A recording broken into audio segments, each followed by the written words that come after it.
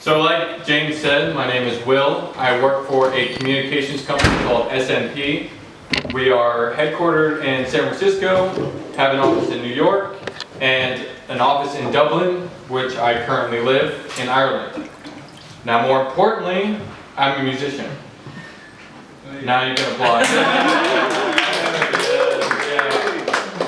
So I play drums, guitar, bass, but mostly a drummer. I go to school. Do you guys ever heard of BIM? You know what that is? Yeah, so I go to BIM in Ireland. So full-time student, musician, and then working for a communications company. And the communications company is Leadership Communications. So we do content, coaching, and creative. So whatever your platform is, basically our mission statement is to find the good people in the world and help them make their truth persuasive. And you are all the best people in the world because you're musicians. I usually deal with tech companies like Google, Facebook, all these other big wigs, you know, CEOs in their jackets and all that shit. And I don't care about them. You guys, musicians, you're my people, and I love you, and I want to make sure I do the best job here to teach you some of the skills on how to communicate effectively, like what James said, with your clients. Okay?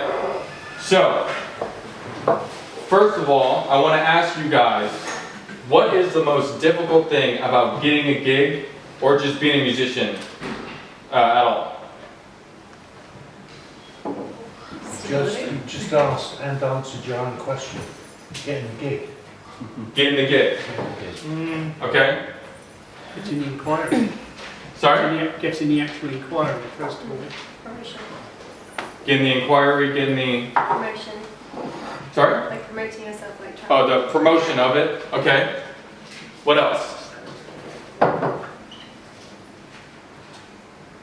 I feel like marketing, I think it's along the lines of promotion. I think marketing yourself correctly, knowing how to market yourself correctly to get the clients that you want or that you can correctly. I think that's my personal. So marketing yourself in the right way, or what about marketing? It's everything. Everything. It's kind of marketing yourself the right way, and also marketing yourself to clients that the right clients for you. Because for me, as a singer, I sing sort of popular music from soul to I don't know Motown or whatever, and some clients want jazz.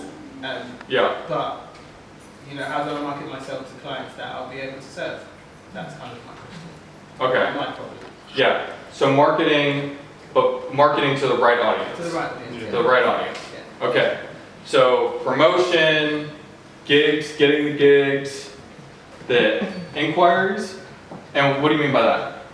Well, just whatever it takes to get an inquiry, the website, the whole, you know, the Google ratings and all that kind of stuff. You know, Okay. Actually, you know, you get a certain number of inquiries because we're a niche thing. We convert quite a lot of our inquiries, but getting more would be great. Doubling the number of inquiries is great. So gaining traction. Is that what you're talking about? Yeah, probably. Probably. Well, No. Just doubling the number of inquiries we get. Okay. You know, that. Yeah. Okay. Doubling the number of inquiries. All right. Anything else? How to stand out, How to stand out. which I think is very hand in hand with the marketing problem, because most probably there are loads of musicians who are not necessarily better than any of us here, but they do something very differently. Maybe it's in the management, maybe it's in the marketing, I don't know, but somehow they make them stand out. Okay. So how? So how to stand out. Now, how many of you would say that you're in a niche band or a niche environment? Kind of, not really. Yes. Niche. Yeah. Is that more difficult? More difficult. More difficult. Initially. Initially, it's more difficult. Yeah. Why? Well, it's trying to find, yeah, the same, trying to find the right people to speak to that want you. Yeah. Rather than sort of putting yourself out there to everyone that wants a musician. Mm-hmm. But once you've found them sort of environments, that will keep booking you, you know, if you're what they want exactly. Okay. If we're talking about Encore, it's very difficult to tell because, you know, what do the most successful bands book? You know, do they work every week? Do they, you know, I think probably from Encore and from Headliner, I think we probably had the same number of gigs over the last couple of years. 6 each, you know, maybe 7. So my question is, are we playing the right stuff, which is not going to change because I think that's what we do, and nor should we change. But you know, are the visuals correct? Is the marketing message correct? And what is realistic? You know, and how do we? Because it's quite a passive medium, isn't it? Because Encore is, you know, if we get an inquiry, we respond to it, or if there's a job that we fit or we think we fit, you know, we tailor the message to it and we get it out. And of course, you know, 99 times out of 100, no, not that. It's quite interesting what that gentleman was saying about the ratio of inquiries to gigs. That was really good. You know, I think there's probably maybe a couple recently, but we're probably at about 60%, 70% conversion. So what we need is more inquiries, or well, that's why we're here. But it'd be interesting to hear from Encore what should we expect? What are the really successful? What do the bands who book week in, week out do that we're not? We can talk about that at the very end. We have like a Q&A section. Yeah. I will bear that in mind, and you can be the first question in the Q&A section. By the way, I love this slide. Thank you, James. It's all right. I'm well, yeah. Okay, so yeah, being niche, standing out, promotion, marketing, all of that. Now there is one key element that you guys missed, which I was hoping for. It's the whole reason why I'm here. So you can market, you can promote, you can nail all those things down. But what happens afterwards? Communication. This guy's on, yeah. That's a given us in the time. So, that's going to be the whole topic of today. Is you got the gig, or you got the client, you got the customer, you're starting to build this relationship with them. How do you keep it? Okay? But first, I'm going to start with a way to structure your content that is very easy. Now you can do this for a marketing thing, for a promotion, for a simple bio of who you are. So if you have to give a little, how much room do you give on the Encore space for a bio? It's unlimited, actually. It's unlimited. Yeah, you can write as much as you want. Well, don't do that. Keep it clear and concise, and you want to make sure that whatever you're doing when you're communicating, whether it be content on written or communicating, welcome, please, yeah, hello. We're talking about communication today, welcome. I'm teaching you a way to structure your content. So this goes for anything, written in emails, or if you're over the phone, or if you're in person and you need to get something across, you want to make sure you have 3 key takeaways, okay? This is based on Aristotle's theory. Yeah, I like that. Look at that. Big brains. Aristotle's theory on tell them what you're going to tell them, and then tell them what you told them. Who has heard that before? 1, 2. Well, you don't raise your hand. You've heard that before. You guys know? It's your basic essay format from when you were in grammar school. Intro, 3-body paragraphs, conclusion. Okay? So this is how it works. It's called the triangle because look at that. Draw a triangle. And what you do is put the topic in the center of what you're going to talk about. So your band, who you are, anything like that. And then your 3 key takeaways on the side. On each side. Okay? So, who wants to give me an example? of who they are or their band or anything like that? Anyone?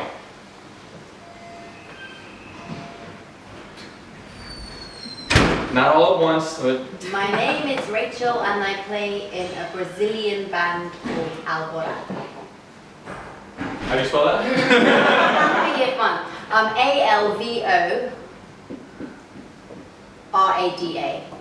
R. Sorry. Ada. R-A. Da. Yeah, there you go. And pronounce that for me again. Alvarado. Alvorada. Alvarada. Alvorada. Alvarada. There's no accents or anything on that? No. No? Alright, that makes it easy. Okay, Brazilian music. What are 3 things that if you're writing your bio or you're talking to someone about your band, what are the 3 key takeaways that you want them to remember? Ooh. Unique. Unique. Uplifting. Ooh, the third one. Oh God. Instrumental. Instrumental. Okay.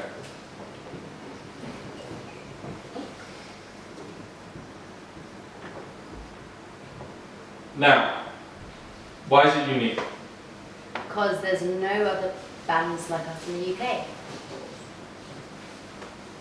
This is the only Shore band.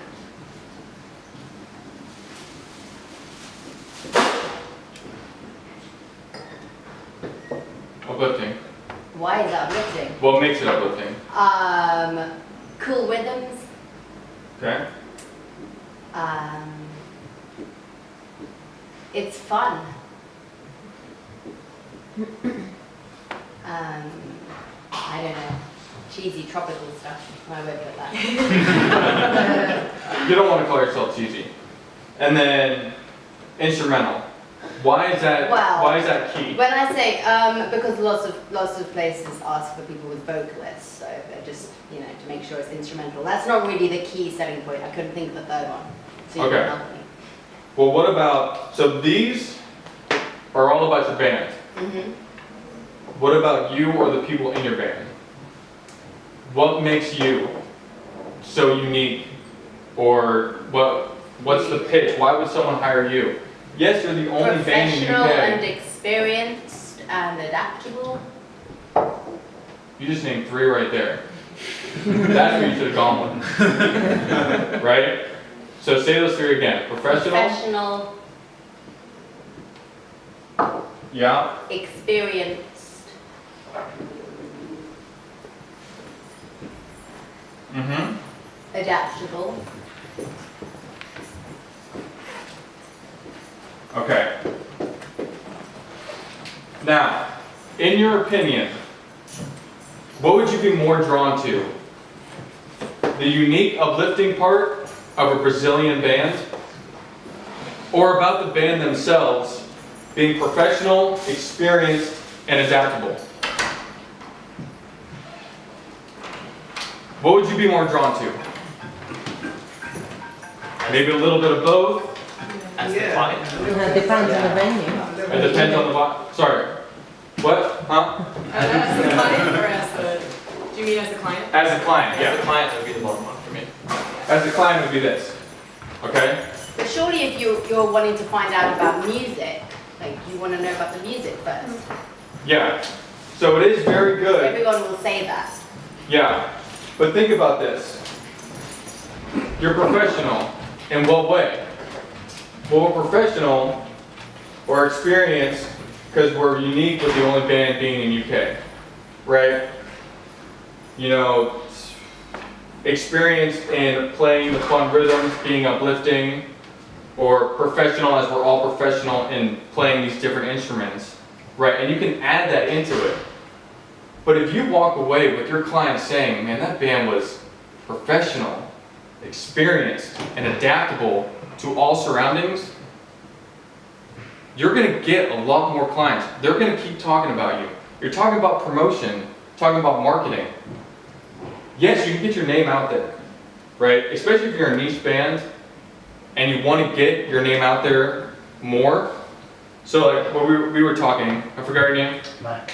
Mac? I was talking to Mac and he was talking about niche He gets the gigs, but it's a one-off. Why? Why? If you have that one gig with that one person, why are they talking to everyone else about you?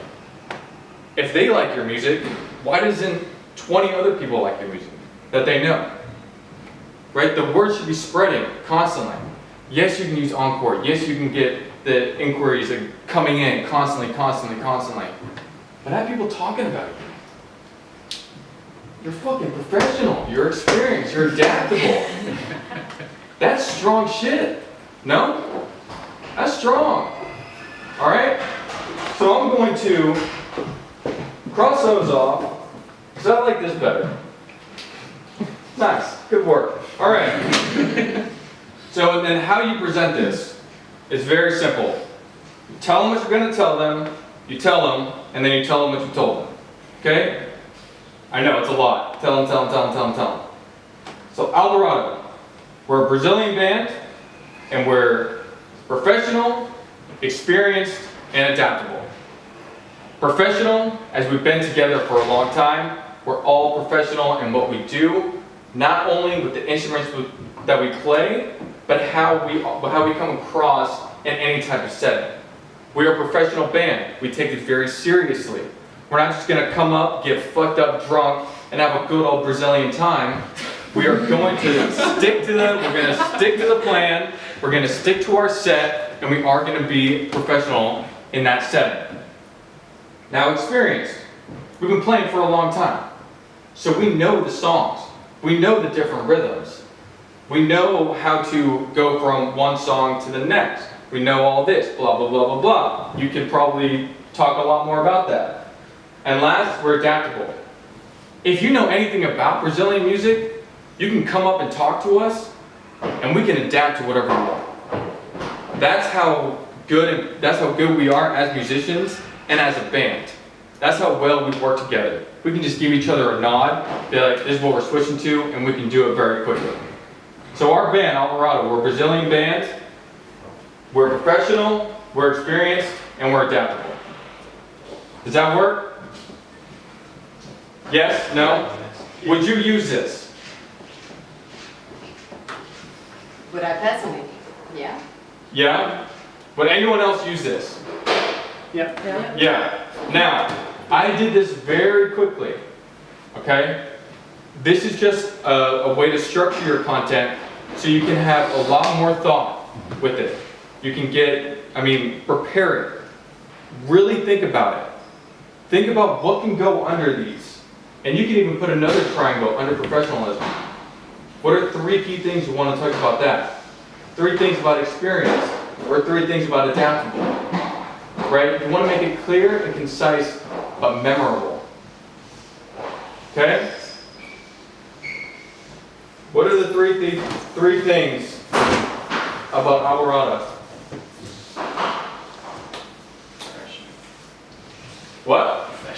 Professional, experienced, and adaptable. Okay? People learn things in 3. That's why you say them 3 times. Our brains learn by logic. Okay?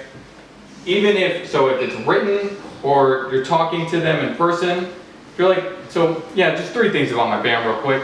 We're professional, we're adaptable, we're experienced. As easy as that.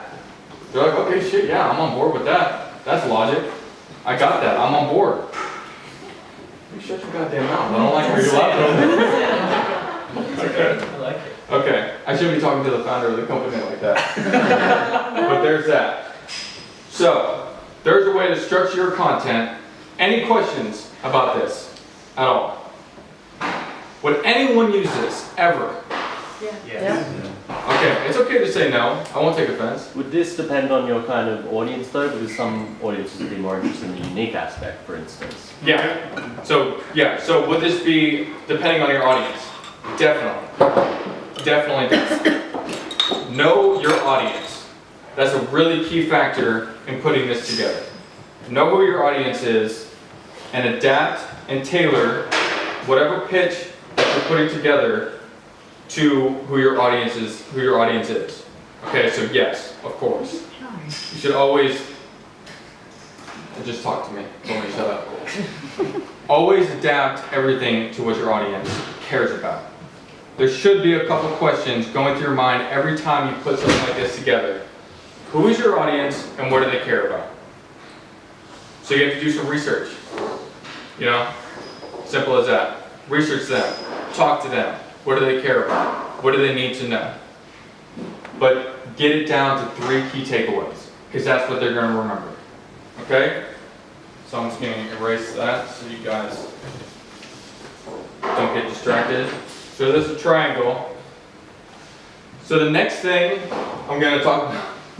Sorry. I usually, it's like, no. I usually don't have slides because they're distracting as shit, even for me. So I usually don't have them, but whatever.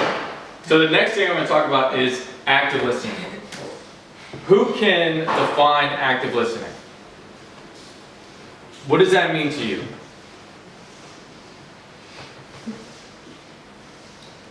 Well, it sounds like not only listening carefully, but contributing to what they say, reacting to what they say. Engaging. So reacting to what they say. Sorry? Engaging with the person that is speaking. Engaging with the person. Yeah. Anything else? Asking questions. Asking questions. Okay. Or just speak to them. Yeah. Okay. What else? If you want someone to, also listening with an interest in whatever the product is, maybe, so yeah. Listening with an interest. Okay. Is it something to do with listening to what they're actually telling you rather than what you want to hear?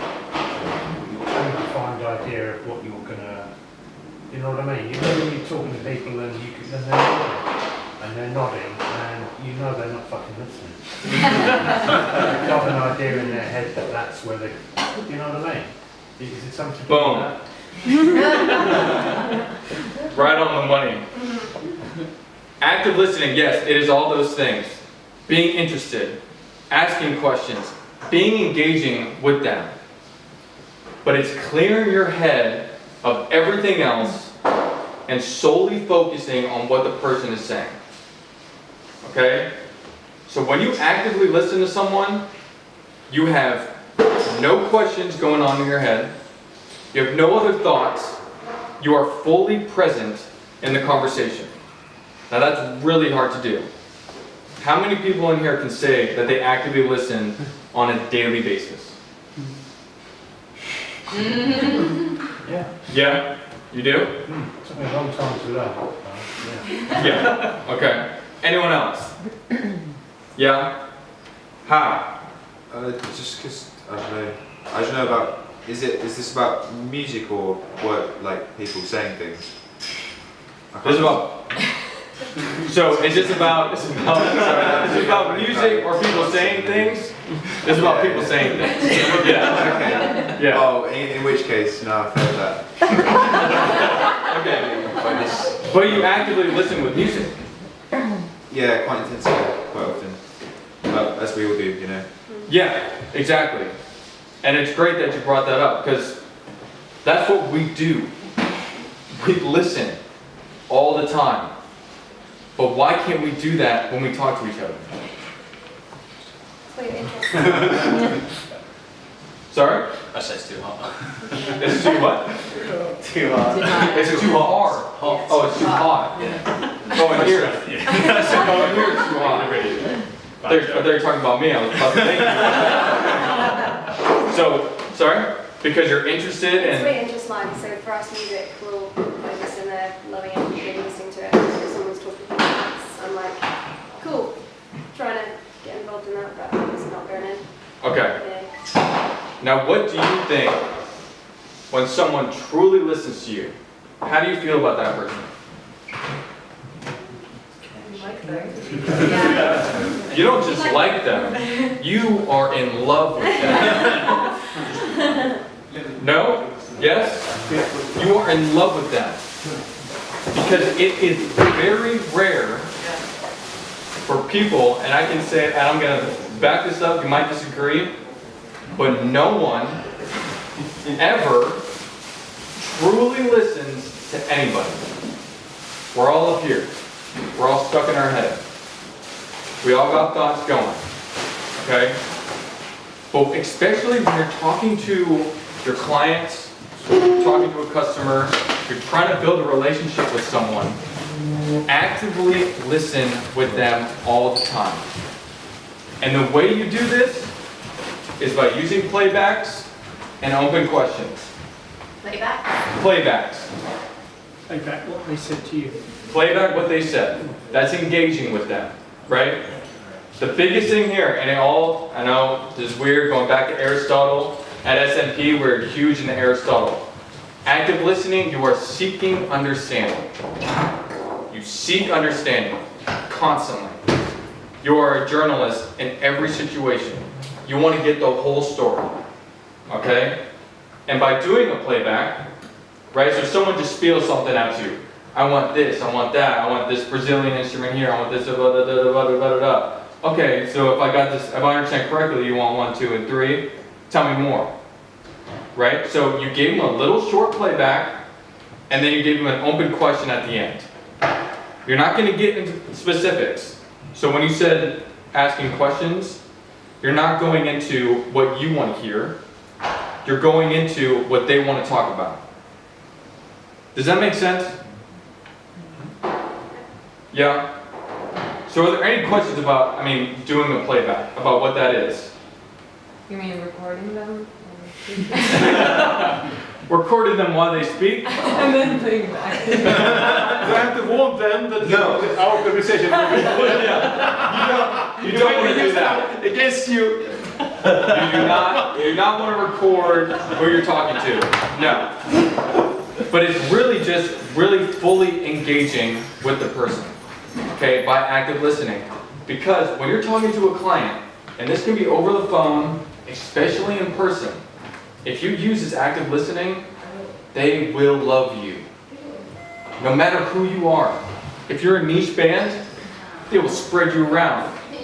Not only because you're a great band and you're a great musician, like everyone in this room, including myself, thank you very much, but they love you because you can listen.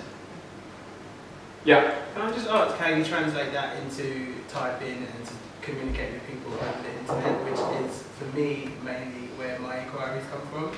Because it's only after I get over that hurdle of the initial interaction via a contact via Encore or your website or whatever, that you actually even get the opportunity to engage with them always face to face. So how would you implement that online? So how would you implement the active listening? Active listening online, like. So how to use active listening online? Typing. Okay. Typing. So what is the time between going online to getting them on the phone? It varies from client to client, really. Is it up to them or is it up to you? It's kind of up to them. If they want you and they like you for the job, or they want more information, then they want to speak to you verbally. But if they don't like you, you're not going to get that far. You're not going to get to a point where you can even engage them on the phone. Yeah. So for me, it's more important to learn how to do it online and how to do it typing and how to get them while I can type with them, as opposed to, because by the time you're on the phone, you've pretty much got the gig, to be fair. Like, unless you really mess it up. Like, really, unless, but a lot of the interaction you'll get with clients is via the internet or wherever you're out, wherever you get gigs. Okay. So, yeah, of course you can't use active listening online, but if you stick to the triangle structure of doing a response and answering the exact question that was asked, bottom lining, but trying to get them on the phone as fast as possible. Say, happy to jump on a call. Okay, now so that's the active listening. There's so much more I can go into, but now going to handling objections. How many times have you guys gotten a call, or you've gotten that gig, but they don't want you again because of some bullshit reason? Any of you? What's the biggest objection that you've gotten? Not getting a reply afterwards. Like sometimes I've been in like a really good conversation with a client and they'll just stop. Like they don't give you a reason. They just kind of like go. They just stop? Yeah, and they don't really give a reason. Maybe they're afraid to voice concerns or something, or I don't know. Well, if someone just stops talking to you, they're a dick, and you don't want to talk to them. Yeah. All right. That's not a good person. Okay. But what? Yeah. Sorry. But like, the thing about like, so pricing. Too many people in your band. You know. Well, give me something. What else? Charging too much. Charging too much. Okay. And they're mine. Yes. Anything else? You're not quite what I'm after. You're not quite what I'm after. Okay? Anything else? Or those are two main things? I You don't know? Get objections. You don't get Usually they just objections. won't contact you if Yeah. they object to you. You know, they choose who they want just by the Okay. surface email. Yeah. Okay. So let's fast forward. You've had your gig with them, right? But then you call them up again saying, you know, we would love to play with you again. But then they say, you know what? That one time was good, but really your price is too much. Or, you know, we just don't really like your style. We didn't really feel it very much. If you hear that, there is something else that's the real objection. Okay? So never take that. So if you get an objection like that, be like, you know what, you were great that one time, but I really want to go for something less. This is how you respond. So our price is too high. Now, if we can solve that, and I'm not saying that we can, but if we could, what else is getting in the way of us playing a gig for you? And you drill them. You keep it going. Do you think you guys could actually say that to a client? Yeah. Yeah. Would that be hard to do? No. It's your basic sales technique. And the reason why I'm teaching you guys this is because I do teach tech companies and big companies, whatever, blah, blah, blah, blah, blah, these sales techniques, but I don't like them very much. And I want musicians to make it over anyone else. You are the greatest people on the planet. Do you guys all, you know, think like that? Say you do, please. You're all amazing, creative, smart, nice. You're good people. Okay? I know there's some dicks out there that are musicians, but they're, nah. Okay? You in this room, according to James, I'm just taking this on James's word, alright?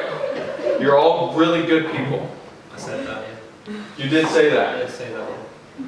Can I just ask, like, regarding, like, whether, what your advice, so for instance, like, this time of year is wedding season, and a lot of the bookings that I'm getting, like, inside and outside of Encore are for weddings. Would you advise, after having done the wedding, you call up the client and do that? Like, isn't it dependent on what kind of event that you've done? Because weddings are usually just a one-off.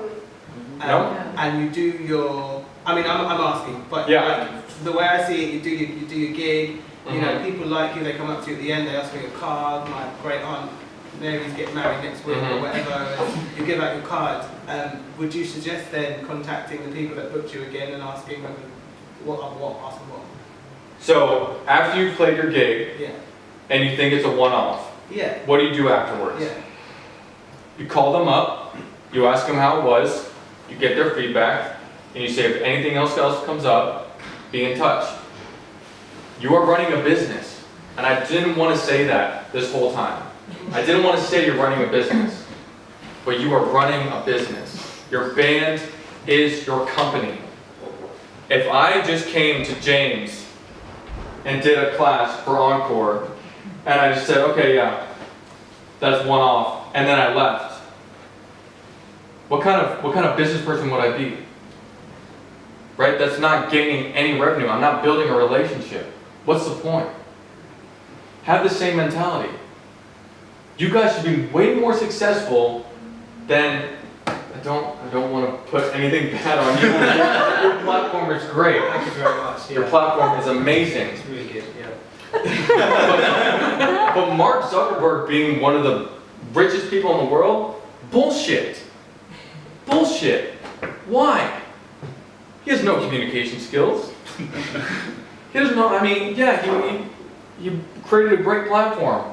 He's not some, artistic, genius who is nice to people. Why does he get all of this money, all this success, all this fame? It doesn't make any sense. He's not a good person. I've met him. He's a fucking weirdo. This is probably going to go onto Facebook, and I want him to hear it. Weirdo. All right, he's not nice. Plain and simple. Okay? This is why these skills, I feel so passionate that you guys take these skills and treat it as a business. Because you should be up there. There should be no reason why you work another job. This should be your full-time job. You should be getting gigs constantly. You should be getting so many gigs that you have to turn down gigs because you're just filled up. Music is playing all the time. Why aren't you? Can I just say something on that question actually? Yeah. Sort of wedding customers. So if someone gets married, every year after that they've got an anniversary, and they may celebrate like a first anniversary, a 5th, a 10th. If they get married, they may also have a baby, and then we have fairly affluent clients who like hire a harpist to play for the baby shower or something like that. So like with that example with the wedding client, you've kind of got three pitches you can make to them. So you can say, if you're having a party for your anniversary, like let me know. You can be slightly cheeky and say like, if there's a baby on the way, I'm happy to come and play for the baby's welcoming party or whatever it is you do when you have a baby. And then third, you can say, you mentioned the great aunt. Like you should actually phone up and say, if you know anyone else getting married, like please do suggest me, because a bride who's getting married probably knows like 3 or 4 other people who are about to get married or getting engaged. And after you've performed for them, is like the best time to just kind of plant that idea in their head that they had such a great time. Like you'd be really grateful if they could, recommend you to anyone. So obviously that person, you're not going to phone them up 2 weeks later and they're going to book you on the spot. But there's three pitches you could give to that person. I totally agree. You should sort of see every gig as a potential, opportunity for another gig to arise. So that's what I would say if you were talking about that sort of wedding example. Yeah, cool, thanks. Yeah, once you're in the door, you're in. And it's up to you whether you want to leave or not. Okay? Right when you're in there with the customer, or with the client, whoever's there, you're in there. Make sure you stay. Yeah? Any questions about that? I know I've been rambling for a long fucking time. We've got about 20 seconds left, actually. We've got about 20 seconds left. You timed it really well. But we didn't have a Q&A. Are there any questions? Are there any questions about any of this? Was any of this useful? Yeah. Yeah? Yes. Okay. That thing you just said about it's occurring to me all the time, and I will think that because about the people who get married are a certain age. They've got friends who are the same age. They all know people who are also getting married. But if you only get one inquiry, one extra gig out of that gig, you'll double your number of gigs, wouldn't you? Or you double your number of weddings. That's quite powerful, isn't it? Yeah. Of course. But it's up to you to follow up. And the chances are you could get 3 for that person, but it could easily average out at 1 each, couldn't it? Yeah. SNP has been in business for 27 years because of that principle alone. We work with one person and we stay with that person for life. Why can't musicians do the exact same thing? Why not? You'll double, triple. You can be the band for one family. You can go over to Ireland. You know how many fucking cousins they have in Ireland? It's absolutely absurd. They have weddings every other fucking weekend. It doesn't matter. I mean, I've lived there for 4 years now. It is crazy how many weddings that they have. Okay? Anniversaries, to your point. Baby showers. Birthdays, all of that. They like to party. They want a live band. They love live music. Okay, I don't really know the music scene here, but if it's anything like that, you follow up with whoever you did the wedding for, and you just talk to them, using active listening. So what's been going on? You know, do the basic thing. Be a human being. Have a conversation. Okay? It's really simple.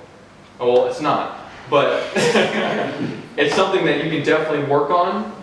And the more that you do it, the more natural and the more just comfortable you'll feel doing it. Right? And this will be your full-time job. You won't have to do anything else. Yeah? Sorry if I got a little too passionate about that. My dad actually warned me. He's like, Will, you need to, you know, relax a little bit. But I do this with tech companies, like I said. This is the first time I've done it with musicians. And I've been waiting for this moment for a really long time. I could talk for another 2 to 3 hours about how many things. If you want me to keep talking, I'll keep talking. It's all right. No, James, I think I got you invited me here. I'm here to stay. Yeah, but yeah. Are there any other questions? Will's going to be around, so we're going to take a quick 15-minute break. I'll do a little bit of talking, and then we'll stick around for more drinks. So Will is around this evening. Okay. Thanks, Dave.